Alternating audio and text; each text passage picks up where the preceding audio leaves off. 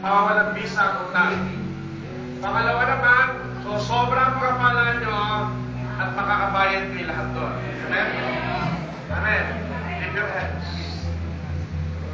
Holy Ghost, in the name of Jesus, in the year of abundance, I pray, Lord, lahat ng aming mga utang. You said in thy word, in the days of favor, you will cancel all our debts.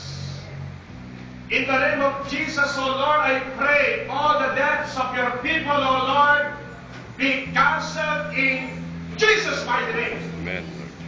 And by the power of the Holy Spirit, let the overflowing blessings flow.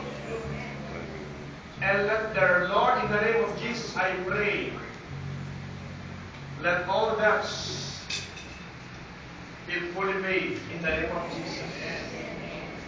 Command the blessings to your people, O God, and set your people free from debts and poverty in Jesus' mighty name. And I command, Lord, overflowing blessings to your people today. Command the blessings, O Lord, and overflowing blessings. And they will experience feasting, and they will experience banquet in the presence of the Holy Ghost and the Father and the Son.